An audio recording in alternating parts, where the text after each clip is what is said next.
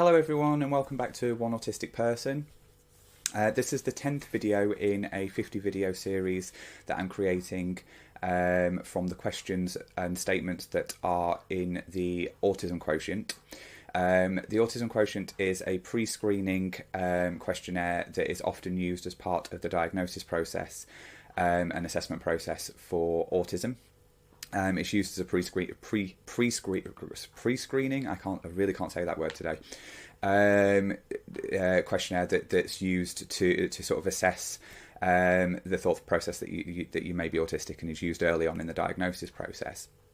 So I've been doing these videos because, rightly so, during the assessment process, the process has to look at autistic traits as a deficit to allow for a diagnosis. What I'm trying to do is, as an autistic person, try to flip the narrative a little bit on that, and try and look at, rather than looking at it as a deficit, looking and see whether we can find benefits and positives from these statements, and if they relate to you, whether we can then find a benefit and positive from it. Or if there's no positive, is there an adjustment or a mitigation that you can put in place to make life easier, or to sort of change the way it feels? So this one is quite a difficult one for me, because it's probably the one that I find that is the most negative of all of the questions, I think, certainly so far. And when I've been thinking about it, it's been quite difficult to sort of work out what I do to make this better. I do actively do things, and I will get into that in a moment. But anyway, the statement is, in a social group, I can easily keep track of several different people's conversations. And for me, that is a definitely disagree. In a social situation, I find them absolutely chaotic. I find that I just so many different trains of conversation that are going on at the same time. And I struggle enough focusing on one conversation. So when I'm having a conversation with one person, I really struggle, even if it's just a one-to-one situation. Most of the time, there are times when I don't struggle so much, so people that are close to me. But definitely in a work environment, and I think for me, most of my social interactions that are more than me and another person, or potentially me and two other people maximum, is in a work environment. I don't really get into social situations outside of work where there are multiple big groups of people. I don't go to parties. I don't really have a big family. There's not really a lot of times where I'm forced into a large social situation. Certainly not anymore. And I really sort of steer clear of them in my life in general, because I do find them extremely stressful. But I have had to do them a lot in work, especially over the last 12 months in my role, where I've stayed away from home and I've stayed in hotels. So there's then dinners and things like that, as well as training sessions. So there's a lot of interaction that's outside of what would be the normal work environment, which often includes lots of people talking. So for me, like I say, I struggle having that one-to-one conversation and paying enough attention. But if there's multiple people talking, and even if I'm having a conversation with one person and lots of other people are talking, my brain keeps wanting to know what everybody else is saying, and am I missing something? And it just becomes far too much for me and far too overwhelming. So I do sometimes just take myself out of that equation. I've said this before.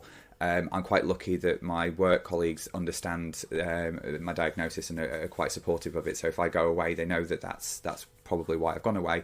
And quite often that there's a few people who are either neurodivergent themselves or understand it to a good extent, and will come over and just say, "You okay?" And then often that'll turn into a one-on-one conversation. Which I can deal with, because it's usually outside, away from where all the noise is. But the one thing that I've started to try and do in these situations, and realise where there could be a positive from it, is that if you submit to the fact that you're not necessarily, if this is a problem for you, if you submit to the fact that you're probably not going to be able to be involved in the whole conversation, but what you can do is, if you don't feel the need to be involved, and this is because my team and my colleagues understand me and where and as much as they can, but they understand my autism, they understand the fact that I do have autism, and they understand what some of the issues are that arise with that, and certainly on the social side of things.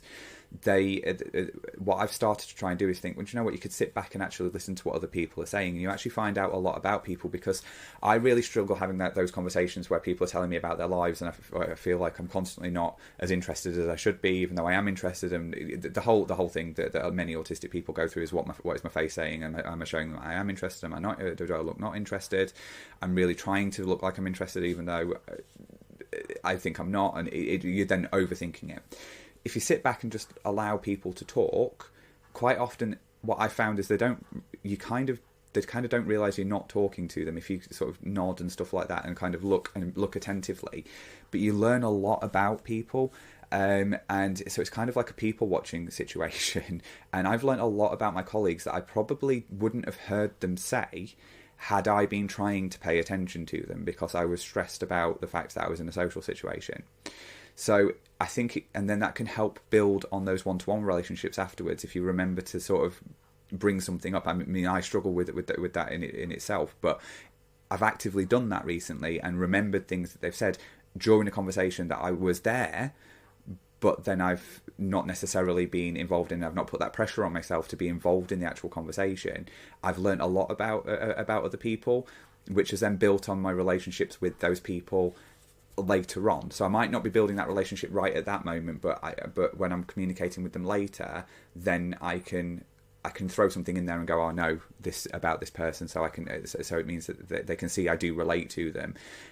So yeah, it's a weird one, because I don't like the idea of sort of sitting back, but actually if you're actively sitting back and taking charge of it and going, I can't be involved in this conversation because it's going to stress me out, but I've got to be here because of whatever reason, for my situation, work. It would be rude for me to not be there. I would miss out on a lot of stuff in relation to work if I didn't, it wasn't involved in that. But just enjoy.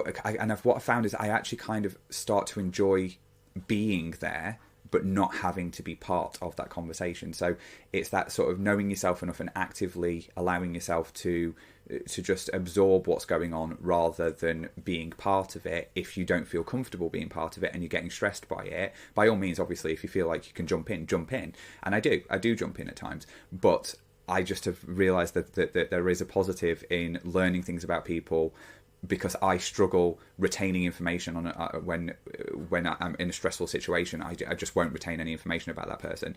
Whereas if I'm de-stressing myself by taking myself sort of from the active conversation, I can hear a lot more of what's going on, and I'm not having to pay attention to anybody in particular, and then that's meaning I'm actually hearing stuff that's going on around me. And quite often it's not a full amount of stuff that I'm hearing, it's just I'll hear snippets about people telling people about their lives. Like the last time I was at a conference, a colleague of mine, I didn't know that she was having a load of work done to her house. I think she may have told me this before, but I heard it a lot more, and she told me a lot more. She told everybody about. She was telling she was actually telling two other people about what was going on with the house, and so then I was able to have a conversation with her and ask her about that. I probably would never have asked her about that, and I think it built on our working relationship a lot more through me just remembering that about her. So yeah. This is, like I say, probably the most difficult one, because I see this as an overarchingly negative thing in my life and something that is crippling to me. And like I said at the beginning, I actually actively stay away from social situations because I find them so difficult. But if you have to be in them and you are struggling with it, I think if you are able to actively sit back and actively listen to what's going on, it could actually lead to a better social interaction in the future with the people around you, or at least that's what my experience of it has been. So yeah, I hope you've enjoyed this video, and if you, like I said on all of them, if you want to comment, I would be really grateful. Not necessarily just for me, just because I'd like to build a community of people who are autistic, who want to talk about the traits in a positive way, and look at things from a benefit perspective rather than from a deficit perspective. I'd love people to start feeling that way, and being able to talk about it in that positive light. So yeah, if you want to comment, brilliant. Obviously, I'd love it if you would subscribe, share, that would be great as well. So that would be perfect. 'Cause like I say, I've said in all the videos, I'd like this to kind of become a community over time. I know that's going to take time, hopefully. But thank you very much for listening, and I hope to see you on the next video. Thank you. Bye.